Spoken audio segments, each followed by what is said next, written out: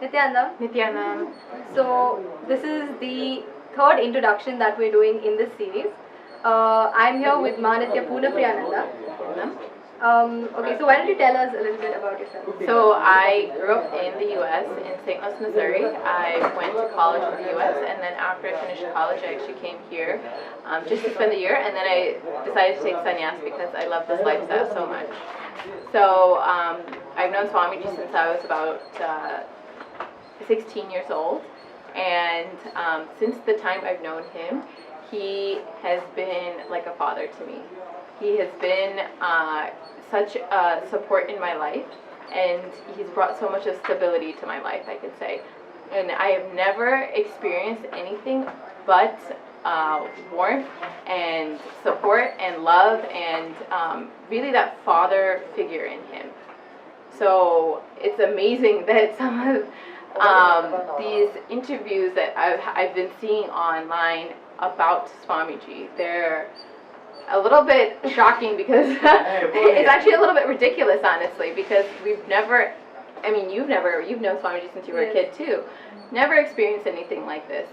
So I don't know where they're getting these, quote unquote facts from, because you can speak to anyone in the ashram here, any female in the ashram here, who I can say are from all over the world, different backgrounds, different genders, different education, different culture, religion, age, everything, and none of them have ever experienced anything like this. So, and never, I don't know how you can quote unquote call someone brainwashed when they're literally from all over the world, millions of people who follow Swamiji, who are from, like I said, different backgrounds. I mean, I don't know how easy people think it is to brainwash others. Right. It's not. And so many millions of people from so many different backgrounds. It's really, actually, if Swamiji is capable of brainwashing so many people, that's actually itself a power. That is, yeah, I can say it's a superpower if you can brainwash that many people. Right. So especially you coming from the US, coming to India, you've lived in US all your life. Mm-hmm. How do you feel about the way the media is treating him? Because see, in the US, yes, there is a lot of misrepresentation in the media as well, but it's still within the realm of the law.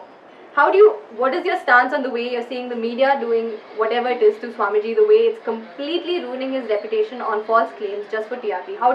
What is your stance on this? Honestly, I've never, first of all, the fact that there's this, the case back in 2010, there was a rape with no victim, and somehow he was illegally detained for that. I've never heard of that anywhere in the world. But, okay, fine, there was, trial by media and character assassination by the media. So the police had no choice because people were rioting thanks to the media. I've never experienced such negativity coming from such a large organization of, network of people. It's across the board. Where is the responsibility? Where is the integrity in the journalism here? It's all tabloid journalism. At least in the U.S., when you see some ridiculous claim that it's just a tabloid because they're clearly labeled as tabloids and they have, right to make such defamatory claims. But here it's regular media, mainstream media that's making such ridiculous claims. In the U.S., they would immediately have, a suit on them. Here, they're so casual. It's like everyone will post anything they want, and there's zero integrity. And the unbelievable part is that they all just feed off of each other.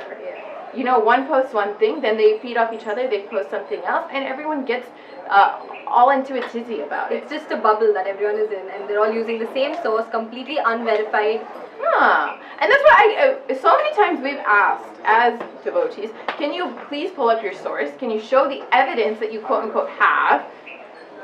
I still haven't seen it. Have you seen it? No. No, I haven't seen any of the evidence. And when we on this end are providing so much evidence, it's just straight up on the site for everybody to see. We have another site called nithyanandatruth.org. All the facts are there, but nobody knows anything about it because it's just not publicized by the media. It's never shown out there. Yeah, and it's amazing to me because, I grew up in the U.S. It's mostly a Christian nation, I can say. And I've never seen such defamatory things about Hindus in the U.S., which is not a Hindu nation. It is not a majority Hindus, but somehow they still managed to respect Hindus and Hindu gurus. Yes.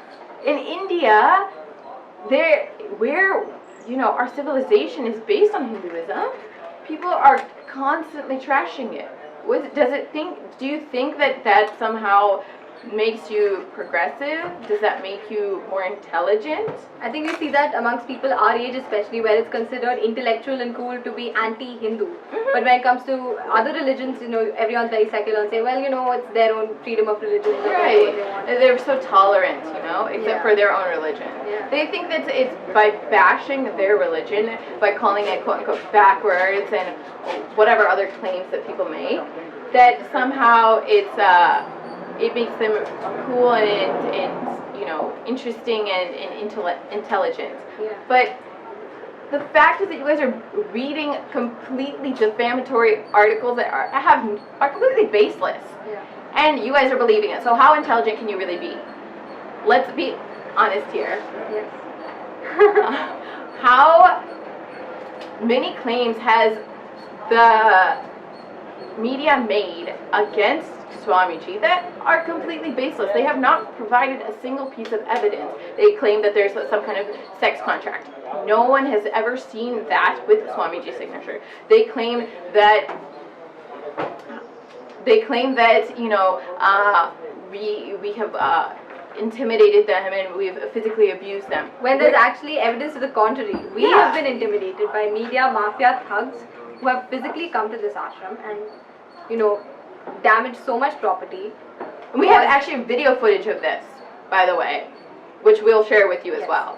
But somehow everyone's ready to believe the media, which it just shows that the media needs to take more responsibility if they have such an influence on people.